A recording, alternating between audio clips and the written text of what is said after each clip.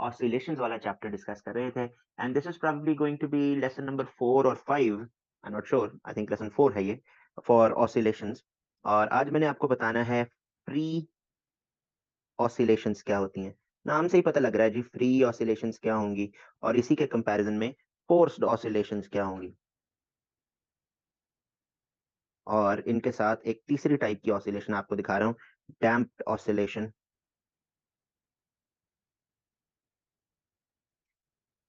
Okay, right, let's try and define them. सबसे पहले free oscillations, नाम से पता चल रहा है जी, oscillations without any other force apart from restoring force. That means free oscillations वो होंगी जिसमें हम किसी सिस्टम को ऑसिलेट करवाएं और उस सिस्टम के ऊपर फिर और कोई फोर्स ना लगे सिवाय रिस्टोरिंग फोर्स के। जैसा कि मैस स्प्रिंग सिस्टम के अंदर मैंने आपको दिखाया था कि ऑसिलेशंस जब एक दफा स्टार्ट हो जाती हैं तो फिर स्प्रिंग ही है जो रिस्टोरिंग फोर्स अप्लाई करता है मैस के ऊपर। जिन लोगों को रिस्टोरिंग फोर्स नहीं याद उनके लिए बता देता हूँ, रिस्टोरिंग फोर्स ऐसी फोर्स होती है जो कि सिस्टम को अपनी मीन पोजीशन की तरफ लेकर आती है। ऐसी फोर्स आप इमेजिन करें कि एक मैस स्प्रिंग सिस्टम है, या इसके कंपैरिजन में एक पेंडुलम इमेजिन कर लें। एक पेंडुलम को जब आप एक दफा साइडवेज डिस्प्लेस करके छोड़ते हैं, ये पेंडुलम खुद ब खुद ऑसिलेट करता है और ऑसिलेशंस कंटिन्यूड रहेंगी unless there is air resistance in it.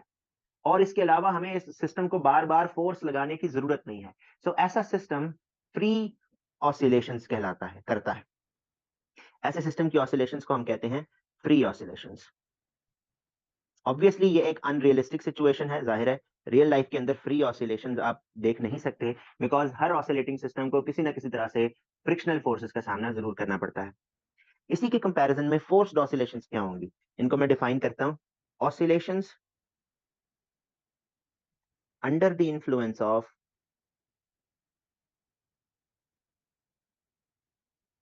A periodic force. बात थोड़ी सी कॉम्प्लिकेटेड होगी, बहुत ज्यादा नहीं, लेकिन यहां पर ये लफ्ज पीरियोडिक फोर्स समझने की जरूरत है। पीरियोडिक फोर्स का क्या मतलब है? पीरियोडिक का मतलब होता है something that is repeated, something repeated after a fixed interval। इसीलिए तो हम जो हमारा टाइम टेबल होता है स्कूल्स में, हम उनको पीरियड्स कहते हैं। Something that is repeated after a certain time interval. Okay, अब फोर्स्ड ऑसिलेशन की एक बड़ी सिंपल सी एग्जांपल है, डेली लाइफ में मोस्टली हमें ये फोर्स्ड ऑसिलेशंस ही नजर आती हैं। A child on a swing. Real life में अगर आप दोबारा इस पेंडुलम की तरफ आएं, अब आप इसको इमेजिन करें कि ये पेंडुलम नहीं है, ये स्विंग है, एक बच्चा इसके ऊपर बैठा हुआ है जी कुछ इस तरीके से, और वो बच्चा इस पेंडुलम नुमा स्विंग के ऊपर झूला लेना चाहता है। तो आपने यकीनन झूला लिया होगा कभी ना कभी। पीछे एक एडल्ट को खड़े होकर इसको पुश करना पड़ता है। जब ये बच्चा मूव करके आगे जाता है और फिर वापस आता है, तो ये एडल्ट दोबारा इसके ऊपर एक फोर्स लगाता है। आप नोटिस करें कि जब ये बच्चा आगे जाकर वापस आता है तो इस एडल्ट ने एक फोर्स लगाई, और ये बच्चा जब दोबारा स्विंग करके आगे जाएगा और वापस आएगा तो ये एडल्ट दोबारा उसके ऊपर फोर्स लगा रहा है। Do you realize that the adult is applying a force after a fixed time interval? और वो टाइम इंटरवल कितना है? That time interval is equal to the time period of the swing. जितनी देर में ये स्विंग एक ऑसिलेशन मुकम्मल करता है, उतनी देर को हम कहते हैं वन टाइम पीरियड। और ये जो एडल्ट यहाँ खड़ा होकर फोर्स लगा रहा है, ये फोर्स हमेशा एक टाइम पीरियड के इख्तिताम पर अप्लाई हो रही है। मिसाल के तौर पे मैं कहता हूं कि इस ऑसिलेशन का टाइम पीरियड है 2 सेकेंड्स।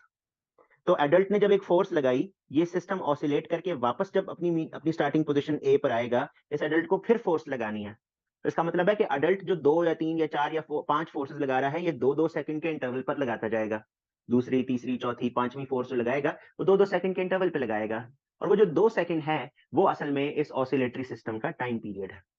तो ऐसी ऑसिलेशंस में जिनमें हमें एक एक्सटर्नल फोर्स भी लगानी पड़े, उनको हम कहते हैं फोर्स्ड ऑसिलेशंस। फिर तीसरी टाइप की ऑसिलेशन मैंने यहां आपके लिए लिखी है डैम्प्ड ऑसिलेशन। इसको मैं डिफाइन कर देता हूं। डैम्प्ड ऑसिलेशन होगा oscillations under the influence of a resistive force. It causes a gradual decrease in amplitude and energy is lost. ये डैम्प्ड ऑसिलेशन की एक एग्जांपल है। ये इसकी डेफिनेशन है। एग्जांपल मैं आपको देता हूँ डेली लाइफ से। इमेजिन करें कि यही दोबारा एक स्विंग वाला सिस्टम है and now imagine that it is happening in the presence of air. अब एयर की प्रेजेंस में क्या होने वाला है? जैसे जैसे ये स्विंग आगे की तरफ स्विंग करेगी, एयर यानी frictional forces they will act to decrease the energy of the oscillating system. जिससे क्या होगा? जिससे ये होगा कि ये बच्चा जिस हाइट से रिलीज किया गया था या स्विंग जहां से रिलीज की गई थी, ये ऑपोजिट साइड पर कभी भी उतनी हाइट पे नहीं पहुंच पाएगा। If it is a free oscillatory system, इसका मतलब है कि स्टार्टिंग और एंडिंग पॉइंट हमेशा सेम हाइट्स पे होने चाहिए। यानी हमने मास स्प्रिंग सिस्टम्स डिस्कस किए थे, उसमें ओ से लेके ए तक का, ओ से लेके ए तक का फासला और ओ से लेके बी तक का फासला दोनों एक जितने थे in the case of free oscillations. लेकिन अगर ये सरफेस फ्रिक्शन वाली हो जाए, अगर ये सरफेस फ्रिक्शन वाली होगी तो कभी भी ओ से लेके ए तक का फासला, ओ से लेके बी तक के फासला, ये दोनों एक दूसरे के बराबर नहीं हो पाएंगे, because friction will cause some energy loss due to which it will not be able to reach the same height और the same displacement. So damped oscillations वो होती हैं जिनमें एक रेजिस्टिव फोर्स मौजूद हो जिसकी वजह से एनर्जी लॉस होना शुरू हो जाए। यहाँ लेते हैं एक ब्रेक, देखते हैं कोई बात अगर ना पता लगी हो तो। राइट, आई एम ग्लैड अभी तक the all of these things were pretty straight forward. यहाँ पर एक लफ्ज आपको बता रहा हूँ, natural frequency. Natural frequency, natural frequency क्या होता है जी? किसी भी ऑसिलेटिंग सिस्टम की फ्रीक्वेंसी नेचुरल होगी, कहलाएगी, अगर वो फ्री ऑसिलेशन है। मिसाल के तौर पे ये पेंडुलम है, पेंडुलम को मैंने स्विंग करवाया है, ना तो कोई फोर्स अप्लाई कर रहा हूं, ना ही कोई एयर रेजिस्टेंस यानी डैम्पिंग फोर्स मौजूद है। अब अगर ये सिस्टम एक दफा इसको डिस्प्लेस कर दिया गया तो ये ताहयात खुद ही ऑसिलेट करता रहेगा और इसकी फ्रीक्वेंसी में कभी कोई तब्दीली नहीं आएगी। आपकी मालूमात के लिए बताता हूँ, T equals to 2 pi square root L/G। ये एक पेंडुलम का टाइम पीरियड है। L being the length of the pendulum, G the gravitational acceleration. तो ये जो टाइम पीरियड है ना, ये सिर्फ और सिर्फ लेंथ पर डिपेंडेंट है। ये मैंने ऐसे ही आपकी मालूमात के लिए बताया, आपको याद नहीं करना ये फॉर्मूला। लेंथ पर डिपेंडेंट है और ग्रेविटेशनल फील्ड स्ट्रेंथ पर डिपेंडेंट है। तो एक दफा इसको डिस्प्लेस कर दिया गया, उसके बाद ये ऑसिलेट हमेशा एक टाइम पीरियड पर करता रहेगा, टाइम पीरियड में कोई तब्दीली नहीं आएगी। ठीक है, अगर आप लेंथ चेंज करेंगे तब टाइम पीरियड चेंज होगा, ग्रेविटी चेंज करेंगे तब टाइम पीरियड चेंज होगा, अदरवाइज चेंज नहीं होगा। यही सही, अगर आप इसी फॉर्मूला को फ्रीक्वेंसी के लिए लिखना चाहें, आपको पता है फ्रीक्वेंसी और टाइम पीरियड एक दूसरे के रेसिप्रोकल होते हैं, तो मैं इसी फॉर्मूला का रेसिप्रोकल लेके 1/2 पाई स्क्वायर रूट G/L लिख देता हूं। तो हमें पता चला कि फ्रीक्वेंसी जो है वो भी लेंथ पर ही डिपेंडेंट है। दैट मीन्स आप इस पेंडुलम की लेंथ अगर फिक्स कर दें, आप चाहे इसको यहां से लाकर रिलीज करें, चाहे यहां से लाकर रिलीज करें, आइदर केस में इसका टाइम पीरियड या फ्रीक्वेंसी में कोई तब्दीली नहीं आनी, चाहे यहां से कर लें चाहे यहां से कर लें। टाइम पीरियड और फ्रीक्वेंसी सिर्फ और सिर्फ लेंथ डिपेंडेंट क्वांटिटी है। आप चाहे पेंडुलम को जितने मर्जी एम्पलीट्यूड से रिलीज करें, टाइम पीरियड पे तब्दीली नहीं होगी। क्यों? क्योंकि आप जितना पीछे से लाकर उसको रिलीज करेंगे, उसकी फोर्स उतनी ज्यादा होगी, उसकी एक्सेलरेशन उतनी ज्यादा होगी। अगर उसे ज्यादा फासला तय करना है तो वो ज्यादा स्पीड से आएगा ताकि टाइम पीरियड उतना ही रह सके। अच्छा, अब coming back to natural frequency. अब एक दफा इसको रिलीज कर दिया गया तो इसकी टाइम पीरियड में कोई तब्दीली नहीं आनी, इसकी फ्रीक्वेंसी में कोई तब्दीली नहीं आनी, जब तक मैं इस पर कोई और एक्सटर्नल फोर्स ना लगा दूं। अब फ्री ऑसिलेशंस तो बाय डेफिनेशन ऐसी ऑसिलेशन को कहते हैं ना कि जिसमें और कोई फोर्स नहीं लगती। सो ऐसे सिस्टम की फ्रीक्वेंसी को हम नेचुरल फ्रीक्वेंसी कहते हैं। डिफाइन करता हूं, natural frequency is the frequency of a system that is oscillating freely. It is the frequency of a free oscillating system. यहीं पर आपके लिए एक टर्मिनोलॉजी और डिफाइन कर रहा हूं, resonance.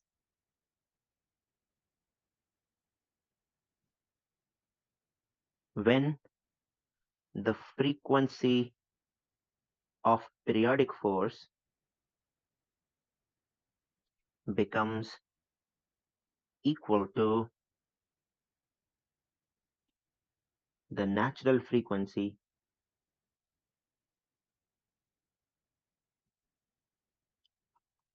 of the system,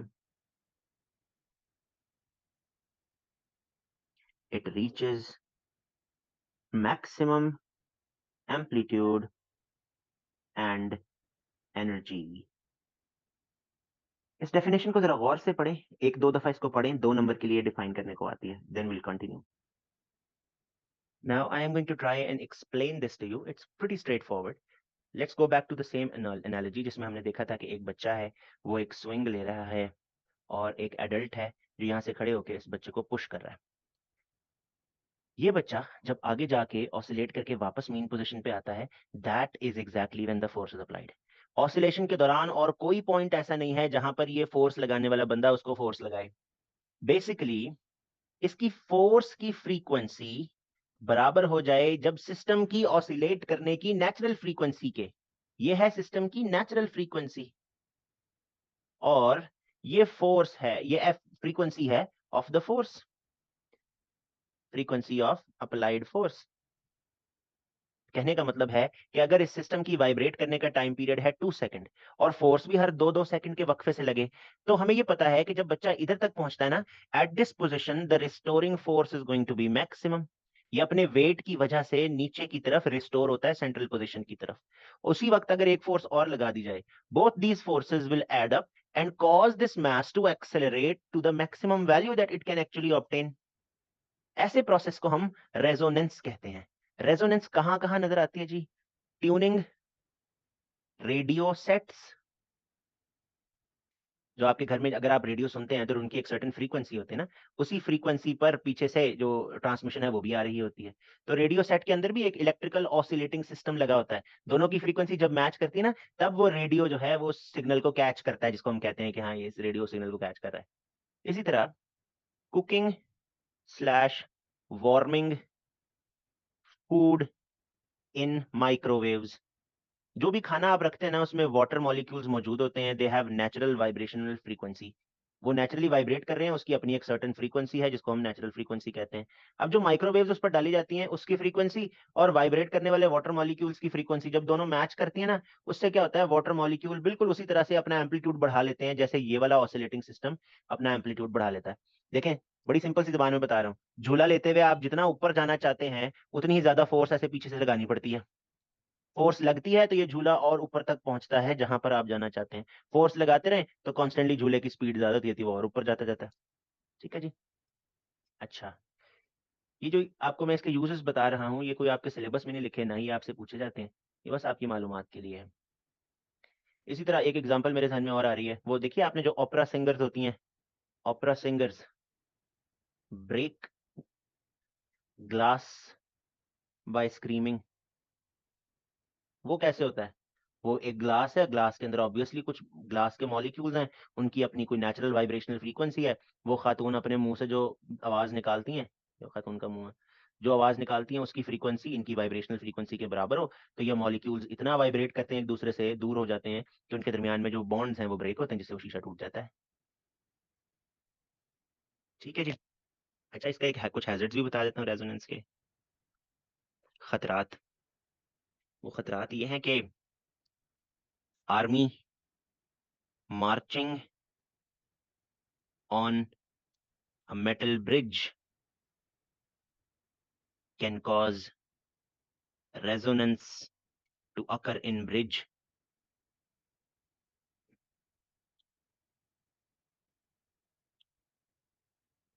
and cause damage. इसी तरह suspended bridges, ऐसे ब्रिजेस जिनको रस्सियों से या धागों से नहीं सर, रस्सियों से या केबल से लटकाया गया होता है, they can resonate with air। देखेंगे, ये आपके पास एक ब्रिज है, धागों वाला, रस्सियों वाला, धागे क्यों आ रहे हैं मेरे ध्यान में, हाँ जी, ये एक ब्रिज है। अब ये ब्रिज जो है ना आहिस्ता आहिस्ता स्विंग कर सकता है, आगे पीछे झूल सकता है।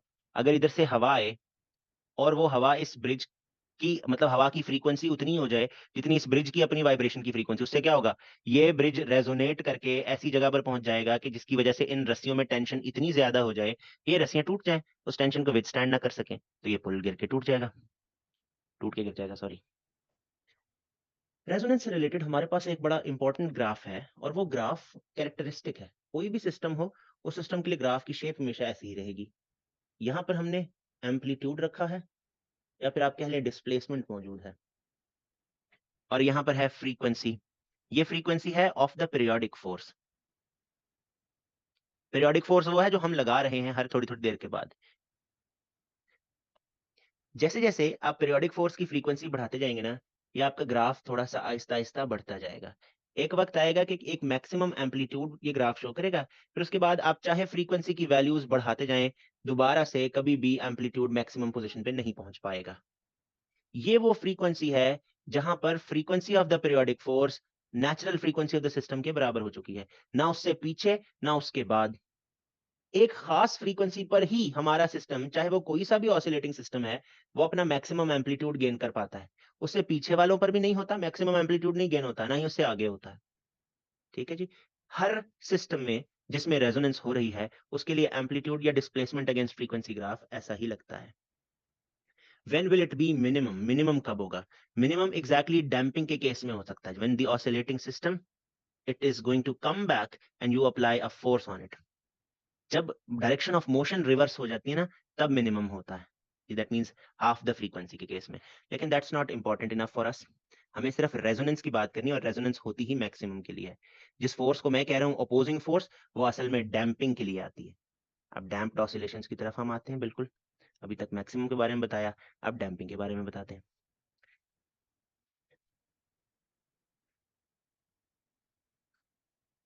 डैम्प्ड ऑसिलेशंस मैंने आपके लिए डिफाइन की हैं, ऐसी होती हैं जिनके अंदर एक रिस्टोरिंग अपोजिंग फोर्स मौजूद हो, यानी ऑसिलेशन की डायरेक्शन जिस तरफ हो, फोर्स उसकी मुखालिफ सिमत में एक्ट करे।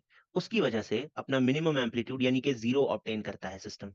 जाहिर है मिनिमम एम्पलीट्यूड की वैल्यू तो जीरो ही हो सकती है ना, because amplitude is a displacement और a distance. Negative only indicates the direction of displacement, otherwise magnitude जो सबसे कम हो सकता है डिस्प्लेसमेंट का, वो जीरो ही है।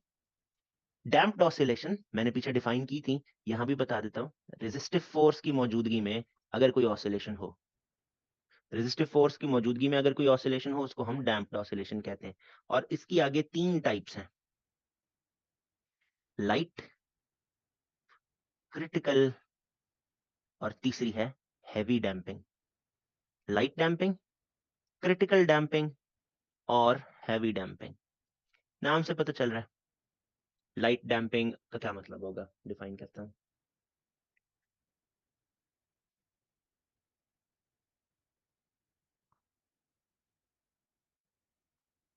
लाइट डैम्पिंग में ऐसा कुछ होगा that system oscillates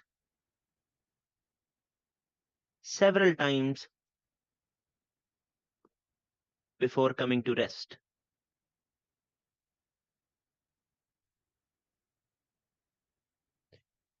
Amplitude decreases slowly. अब इस बात को समझने के लिए ना हमारे पास एक ग्राफ आता है। उस ग्राफ में y एक्सिस के ऊपर डिस्प्लेसमेंट मौजूद है इन मीटर्स, x एक्सिस के ऊपर टाइम मौजूद है इन सेकंड्स। यानी जैसे जैसे वक्त गुजरता जाए, वैसे वैसे ऑसिलेटिंग सिस्टम की डिस्प्लेसमेंट पर क्या फर्क पड़े। जैसे जैसे टाइम गुजरता जाएगा, ऑसिलेटिंग सिस्टम ऑब्वियसली इस तरह ऑसिलेट करता है, यानी डिस्प्लेसमेंट कभी बढ़ती है कभी डिक्रीज होती है, फिर कभी नेगेटिव साइड पर बढ़ती है, फिर नेगेटिव साइड पर डिक्रीज होती है। अब इसी में अगर डैम्पिंग होनी शुरू हो जाए, तो डिस्प्लेसमेंट आहिस्ता आहिस्ता कम होते होते फिर जीरो हो जाती है। ये ग्राफ हमारे पास लाइटली डैम्प्ड सिस्टम का है। इसकी एक एग्जांपल आपको दे देता हूं। Pendulum in air. जबकि इसके अपने कंपैरिजन में हमारे पास है क्रिटिकल डैम्पिंग।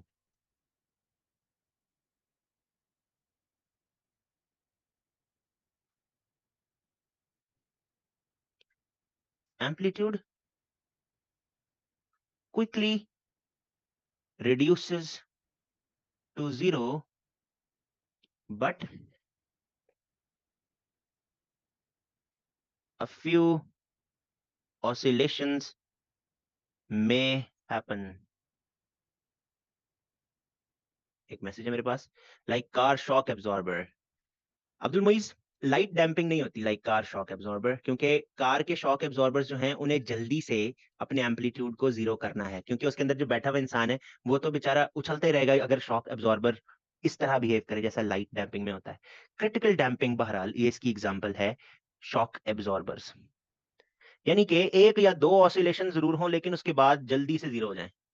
जी अब्दुल मुइज कह रहे हैं यस क्रिटिकल की ही एग्जांपल में बोला है। ठीक है जी, मेहरबानी आपकी, आपने मेरे बोलने से पहले बोल दिया। इसको डिस्प्लेसमेंट टाइम ग्राफ से अगर रिप्रेजेंट किया जाए तो वो कैसा लगेगा, यानी ऑसिलेटिंग सिस्टम का originally it should start the way oscillations do, like this, लेकिन माइनर सी ऑसिलेशन के बाद डिस्प्लेसमेंट यानी एम्पलीट्यूड फिर से जीरो हो जाए। इसकी एक एग्जांपल आपको और देता हूँ, वो आपने पुरानी इंग्लिश मूवीज शायद वो देखी हो जिसमें वो होते हैं ना शेरिफ वगैरह होते हैं, तो पुलिस स्टेशन में दाखिल होने के लिए ना ऐसे करके दरवाजा लगा होता है यूं करके, जब आप उसमें से बगैर इसको हाथ लगाए खोलते हैं ना तो ये ऐसे आगे पीछे इस तरह से मूव करता है, लेकिन एक दो ऑसिलेशन के बाद ये वापस रुक जाता है। अक्सर जगहों पे ना किचन में भी यही वाला मैकेनिज्म लगा होता है, क्योंकि किचन वगैरह में सामान हाथ में पकड़ के जाना होता है, तो ये दरवाजे बगैर हैंडल के होते हैं ताकि इनको खोला जा सके और बड़ी जल्दी से ये खुल भी जाते हैं और फिर उसके बाद ये रुक भी जाते हैं बड़ी जल्दी। तो ऐसे सिस्टम्स को हम कहते हैं क्रिटिकली डैम्प्ड सिस्टम, यानी उनके अंदर फोर्सेस कुछ इस अंदाज से लगाई गई होती हैं कि ऑसिलेशन तो करे लेकिन सिर्फ एक दो ऑसिलेशन करे उसके बाद रुक जाए। इसके कंपैरिजन में हमारे पास तीसरा आता है हैवी डैम्पिंग।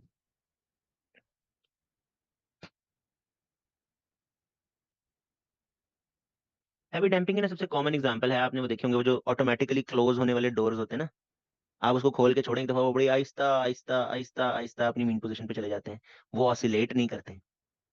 ठीक है जी। तो हैवी डैम्पिंग में ये होता है नो ऑसिलेशंस टेक प्लेस,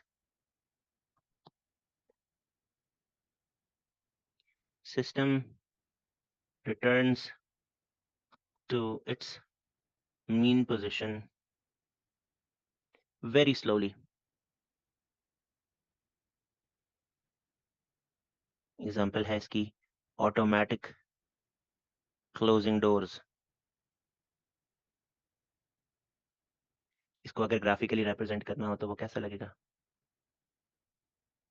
यहाँ displacement in metres, times in seconds, this is what it's going to look like।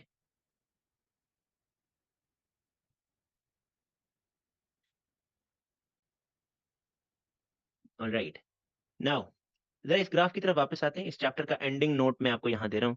ये डिस्प्लेसमेंट अगेंस्ट फ्रीक्वेंसी ग्राफ है for an undamped system, undamped system. लेकिन अगर कोई सिस्टम लाइटली डैम्प्ड हो उसके लिए यही ग्राफ जो है ना वो कुछ ऐसी शक्ल दिखाएगा। लाइटली डैम्प्ड सिस्टम, ना तो वो फ्री या अनडैम्प्ड सिस्टम के एम्पलीट्यूड तक पहुंच पाएगा, ना ही उसकी मैक्सिमम एम्पलीट्यूड जो है ग्राफ का अपना मैक्सिमम एम्पलीट्यूड, ना ही वो नेचुरल फ्रीक्वेंसी पर होगा। लाइटली डैम्प्ड सिस्टम, यानी अगर एक सिस्टम लाइटली डैम्प्ड होगा तो उसकी रेजोनेंस अपनी नेचुरल फ्रीक्वेंसी पे नहीं होगी, क्योंकि जाहिर है अगर डैम्प्ड है तो फिर वो फ्री सिस्टम नहीं है, उसकी जो नेचुरल फ्रीक्वेंसी है वो असल में अनडैम्प्ड सिस्टम से थोड़ी सी कम होनी चाहिए। इसी तरह जो क्रिटिकल डैम्प्ड सिस्टम है, this is what it's going to look like. और इसी तरह जो हैवीली डैम्प्ड सिस्टम होगा उसके लिए रेजोनेंस का ग्राफ ऑलमोस्ट इतना फ्लैट हो चुका होता है कि वो पीक पोजीशन आप आइडेंटिफाई तो कर सकते हैं लेकिन वो खास पीक लगती नहीं है। The peaks keep moving, the peaks keep moving at lower frequencies as degree of damping increases। ये हमने ऑब्वियसली इन सिस्टम्स को सर्टेन कंडीशंस देकर ट्राई कर लिया, उसके बाद ये ग्राफ्स हमने बना लिए। दीज आर कैरेक्टरिस्टिक ग्राफ्स, ये हमेशा ऐसा बिहेवियर शो करेंगे। सवाल ये पैदा हो सकता है कि सर ऐसा क्यों है। अभी जो क्यों है ना, ये ऑब्वियसली फिजिकल डेमोन्स्ट्रेशन के बगैर आपको समझ नहीं आ सकती। ये बात लॉजिकली अंडरस्टैंडेबल है दैट अगर एक सिस्टम फ्री मौजूद है और फ्री ऑसिलेट कर रहा है, वो उसमें कोई एनर्जी लॉस नहीं है, so it will be able to reach maximum या larger amplitudes as compare to the other damped system. That is why you can see lightly damped का एम्पलीट्यूड जो है वो अनडैम्प्ड सिस्टम से थोड़ा सा कम है। उसी तरह क्रिटिकली डैम्प्ड सिस्टम का जो एम्पलीट्यूड है उसका लाइटली डैम्प्ड से भी कम है, और जो हैवीली डैम्प्ड सिस्टम है उसका एम्पलीट्यूड क्रिटिकली डैम्प्ड से भी कम है। ठीक है, so if a heavily damped system undergoes resonance it will not be able to obtain a very large amplitude. ठीक हो गया, ये हमारे पास लाइटली डैम्प्ड था, ये क्रिटिकली डैम्प्ड है ब्लू वाला, और जो ऑरेंज है ये हैवीली डैम्प्ड है। इन ग्राफ्स को हमें बनाना आता है, रफ स्केच करना आता है। हमें ये आइडेंटिफाई करते जाना है that the peak keeps moving towards the left, यानी कि जो पीक पहले नेचुरल फ्रीक्वेंसी पर बन रही थी, अलग-अलग डैम्प्ड सिस्टम के लिए ये फ्रीक्वेंसी जिस पर रेजोनेंस हो रही है वो कम होती जाएगी। बस एक तो इनकी शेप का ख्याल रखना है और इस बात का ख्याल रखना है कि पीक रेजोनेंस वाली फ्रीक्वेंसी से पीछे मौजूद हो। ठीक है जी? आज के लेसन को यहीं पर इख्तिताम पज़ीर करते हैं। रिकॉर्डिंग बंद करता हूँ, उसके बाद अगर आप कोई सवाल पूछना चाहें तो पूछ सकते हैं जी। Thank you very much for joining me.